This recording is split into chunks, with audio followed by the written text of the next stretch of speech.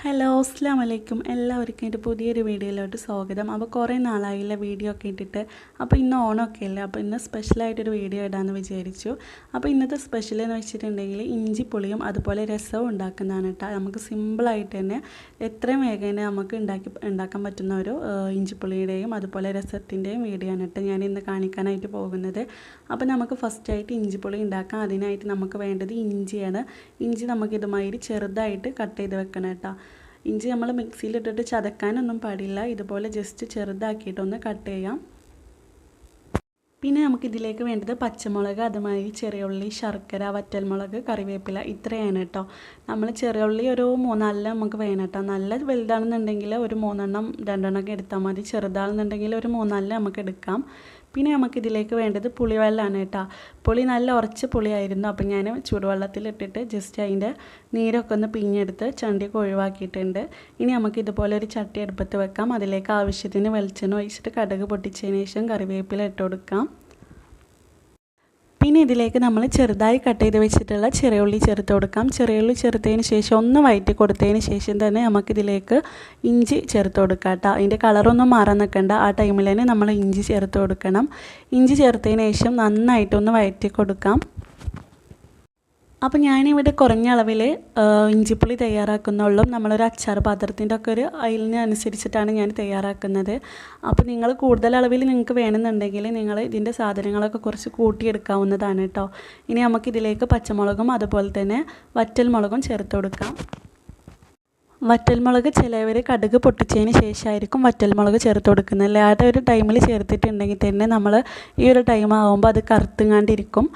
പിന്നെ അതിൻ്റെ ടേസ്റ്റ് മാറും ചെയ്യും. അപ്പോൾ അതില്ലാതിരിക്കാൻ വേണ്ടിയിട്ടാണ്, കൂടുതൽ ടേസ്റ്റും കൂടെ കിട്ടാൻ വേണ്ടിയിട്ടാണ് ഈ ഒരു ടൈമിൽ വറ്റൽമുളക് ചേർക്കുന്നത്. ഇനി നമുക്ക് ഇതിലേക്ക് ഒരു 3/4 ടീസ്പൂണ് മുളക് പൊടിയും അതുപോലെ തന്നെ ഒരു 1/4 ടീസ്പൂൺ വരെ മഞ്ഞൾപ്പൊടിയും കൂടെ ചേർത്തിട്ട് നന്നായിട്ടൊന്ന് വഴറ്റി കൊടുക്കാം. കൊടുത്തതിന് ശേഷം നമുക്കിതിലേക്ക് പുളിവെള്ളം ചേർത്ത് കൊടുക്കാം കേട്ടോ. നമ്മൾ എടുത്ത് വെച്ചിട്ടുള്ള പുളിവെള്ളം മുഴുവനായിട്ടും ചേർത്തിട്ടുണ്ട്. ഇനി നമുക്കിതിലേക്ക് വേണ്ടത് ശർക്കരയാണ് കേട്ടോ. ഒരു പകുതി ശർക്കരയാണ് ഞാൻ എടുത്തിട്ടുള്ളത്. പിന്നെ നമ്മളിതിലേക്ക് ആവശ്യത്തിനുള്ള ഉപ്പും കൂടി ചേർത്തിട്ട് നന്നായിട്ടൊന്ന് മിക്സാക്കി കൊടുക്കാം. പിന്നെ നമുക്കിതിലേക്ക് വേണ്ടത് കായപ്പൊടിയാണ് കേട്ടോ. ഒരു 1/4 ടീസ്പൂണിൽ അത്ര തന്നെ വേണ്ട കേട്ടോ. അതിലും കുറവായിട്ട് കായപ്പൊടി ചേർത്ത് കൊടുക്കാം. പിന്നെ ഉലുവയും അതേ അളവിൽ തന്നെ ചേർത്ത് കൊടുത്തതിന് ശേഷം നന്നായിട്ടൊന്ന് മിക്സാക്കി എടുക്കാം. അപ്പോൾ നമ്മുടെ ഇഞ്ചിപ്പുളി ഇവിടെ റെഡി ആയിട്ടുണ്ട് കേട്ടോ. ഇനി നമുക്കിതൊരു പാത്രത്തിലേക്ക് മാറ്റാം. ചൂടാറിയതിന് ശേഷം നമുക്കൊരു ബൗളിലേക്ക് മാറ്റാം.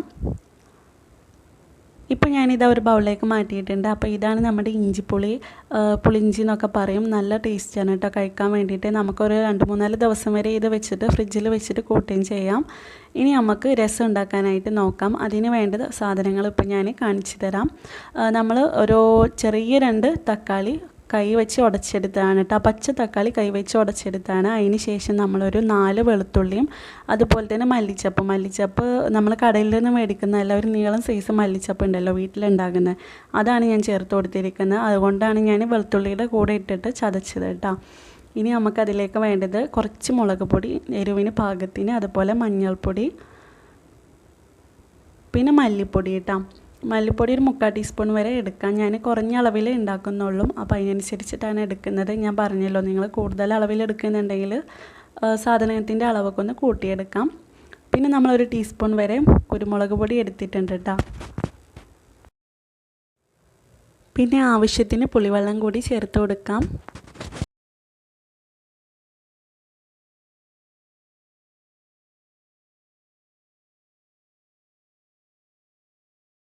മിക്സാക്കിയതിന് ശേഷം നമുക്കിതിലേക്ക് ആവശ്യത്തിനുള്ള ഉപ്പും കൂടെ ചേർത്തിട്ട് നമ്മൾ വെള്ളം ഒഴിച്ച് കൊടുക്കുക കേട്ടോ. പച്ചവെള്ളമാണ് ഒഴിച്ച് കൊടുക്കുന്നത്. പിന്നെ ഞാൻ ഉപ്പ് ചേർക്കുന്ന വീഡിയോ എൻ്റെ കയ്യിൽ നിന്ന് മിക്സ് ആയതാണ്. അപ്പോൾ അതാണ് കേട്ടോ അതിൽ കാണിക്കാത്തത്. അപ്പോൾ ഞാൻ വെള്ളം ചേർത്തിട്ടുണ്ട്. എന്നിട്ടൊന്ന് നന്നായിട്ട് മിക്സാക്കി കൊടുക്കാം. അതിനുശേഷം നമ്മളിത് കുക്ക് ചെയ്യാൻ വേണ്ടി വെക്കുന്ന പാത്രത്തിലേക്ക് മാറ്റും. ഞാൻ ഇതുപോലെ ഒരു ചീനച്ചട്ടിയാണ് എടുത്തിട്ടുള്ളത്, അതിലേക്ക് മാറ്റിയിട്ടുണ്ട്. ഇപ്പോൾ ഇതാ അടുപ്പത്തിരുന്ന് നന്നായിട്ട് വെട്ടി തിളക്കുന്നുണ്ട്. കുറച്ചൊക്കെ ഒന്ന് കുറുകി നന്നായിട്ട് കുറുകി വന്നിട്ടുണ്ട്. ഇനി നമുക്കിതിലേക്കുള്ള വറവ് ശരിയാക്കാം. അതിന് വേണ്ടിയിട്ട് വെളിച്ചെണ്ണ വെച്ചതിന് ശേഷം കടുക് പൊട്ടിക്കാം. പിന്നെ നമുക്കിതിലേക്ക് വറ്റൽമുളകും അതുപോലെ തന്നെ കറിവേപ്പിൻ്റെ ഇല എന്തായാലും ചേർക്കണം കേട്ടോ. അതും കൂടെ ചേർത്തതിന് ശേഷം നമ്മൾ വറവ് അതിലേക്ക് കൊട്ടി കൊടുക്കാം കേട്ടോ. അപ്പോൾ ഇതാണ് കുറുകി വന്നതിന് ശേഷം, നന്നായിട്ട് കുറുകിക്കരുത്, ഇതുമാതിരി ആക്കി എടുക്കണം. അപ്പോൾ നമ്മൾ വറവ് അതിലേക്ക് ചേർത്തിട്ടുള്ളൂ. അപ്പോൾ നമ്മുടെ വീഡിയോ ഇത്രയേ ഉള്ളൂ കേട്ടോ. നിങ്ങൾക്ക് ഇഷ്ടമായി